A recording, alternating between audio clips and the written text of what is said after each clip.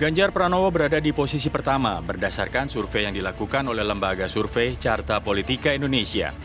Ganjar Pranowo unggul dari sisi elektabilitas sebagai calon presiden dengan mengantongi suara sebanyak 32,6%. Sedangkan di posisi kedua ada nama Anies Baswedan dengan perolehan angka 23,1%. Dan peringkat ketiga diisi oleh Prabowo Subianto dengan angka 22% saja.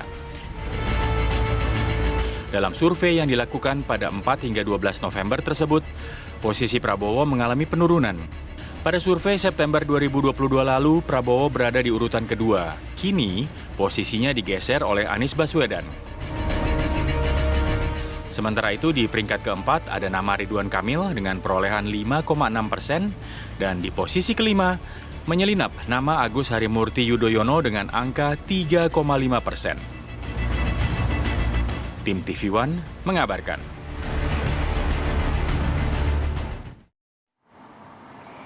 Saling kejar elektabilitas capres gitu ya.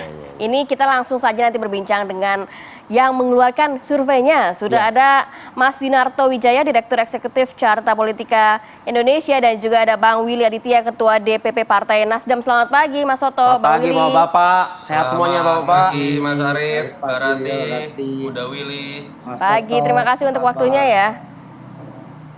Baik, saya mau ke Mas Soto dulu. Mas Soto, ini untuk pertama kalinya begitu ya hasil survei yang ternyata Prabowo ini bisa tergeser oleh Anies. Sebenarnya apa indikatornya bisa tersalip seperti ini?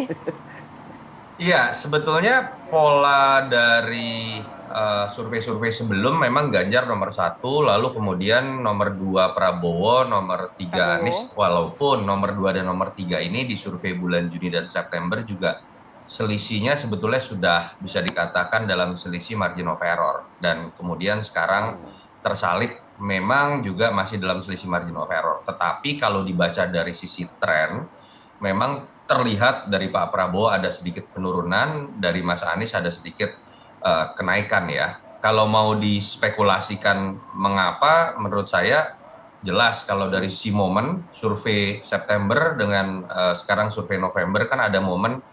Salah satunya deklarasi yang dilakukan oleh Nasdem. Dan kita tahu Nasdem juga tidak berhenti pada level deklarasi saja, langsung bergerak kan, melakukan pertemuan-pertemuan dengan basis massa di daerah-daerah. Dan itu tidak bisa dilakukan oleh dua calon lain yang terkuat, misalnya ada Ganjar, ada Prabowo, karena masih memegang jabatan, satu sebagai gubernur, satu sebagai Menteri Pertahanan. Itu yang saya dari dulu sering sebutkan, kalau ada pertanyaan Anies Baswedan ini akan habis masa jabatannya bulan Oktober. Banyak yang mengatakan ini adalah sebuah kerugian. Menurut saya ini adalah sebuah keuntungan, karena malah ruang geraknya untuk keliling Indonesia tanda kutip langsung berkampanye, itu malah bisa dilakukan. Nah, dan yang menarik adalah memang diiringi juga oleh adanya kenaikan suara dari Partai Nasdem 4,8 ke 6%. Jadi memang seperti ada simbiosis mutualisme dari Anies Baswedan kepada Nasdem. Tanda kutip ya, menurut saya memberikan efek ekor jas sementara, karena saat ini yang bisa mengklaim Anies kan baru Nasdem, PKS dan Demokrat belum bisa. Di sisi lain, Anies juga diuntungkan oleh Partai Nasdem yang kalau kita lihat langsung melakukan gerakan-gerakan mewadahi gerakan-gerakan dirinya sebagai capres, sehingga kemudian bisa mendapatkan spotlight lebih dibandingkan calon lain yang masih harus bekerja dalam kapasitasnya masing-masing. Mas Toto, untuk saya ingin fokus ke nomor 1 dan nomor 2 ya Mas Toto ya, karena kan kalau dikatakan di survei sebelumnya ya Ganjar tetap yang nomor 1 teratas, lalu nomor 2 dan 3 ini yang berubah tempat ya kan. Saya 1 dan 2 ini, apakah 1 cenderung bergerak atau jalan di tempat begitu Mas Toto?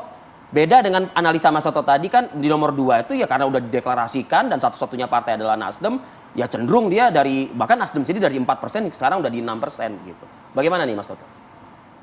Ganjar sebenarnya juga mengalami kenaikan ya, dari 31% ke 32,6%. Nah, pertanyaannya mengapa sih Ganjar cenderung bisa stabil atau tetap naik, sementara seperti ada tarik-menarik di antara peringkat kedua dan ketiga.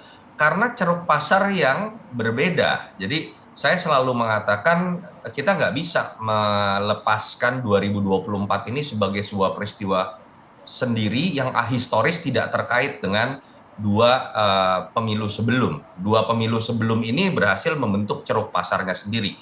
Mau diistilahkan itu pro Jokowi atau anti Jokowi, pro keberlanjutan atau kemudian pro perubahan, tapi ada ceruk pasar yang terbentuk seperti itu.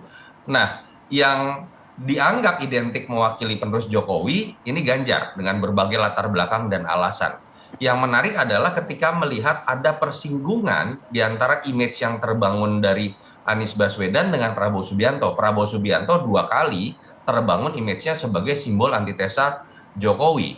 Lalu kemudian sekarang Anies pasca terutama masuknya Pak Prabowo menjadi bagian dari pemerintahan Jokowi, menjadi lebih kuat image-nya sebagai simbol antitesa dari Jokowi. Itu yang menyebabkan ceruk pasar kalau kita breakdown ya, dari sisi demografi dan geografi, kuatnya basis tradisional dari Pak Prabowo dengan Mas Anies itu hampir mirip. Misalnya daerah Sumatera, Jawa Barat, sekarang mulai menguat di Kalimantan misalnya. Sehingga membuat ada kanibalisme di antara mereka. Kalau Mas Anies naik, kecenderungan yang ketarik bukan suara Ganjar, tapi suaranya Prabowo, dan begitu pula sebaliknya. Kalau Pak Prabowo yang naik lagi, yang ada potensi lebih turun itu adalah Mas Anies. Situasinya seperti itu. Oke, saya dari Mas Toto mau ke Bang Willy. Bang Willy, ini kan setelah tadi survei dari Carta Politika, kemudian sebelumnya dari hasil survei Nasdem di bawah ambang batas 4%, tapi langsung meroket sampai dengan 6% begini. Tanggapan dari Nasdem sendiri, Bang? Ya, tentu kita apapun produk survei menggunakan metodologi ilmiah kita hormati. Tapi mengcapture ada beberapa hal, mengcapture elektabilitas partai dengan metodologi survei sebenarnya itu boleh dibilang suatu hal yang spekulatif. Bahkan spekulasi tingkat tinggi itu sering dianalogikan Radik oleh banyak analis sebagai menimbang anting-anting dengan menggunakan timbangan beras. Jadi itu party ID kita itu maksimal 13%. Saya mengamati ada bias betul ya.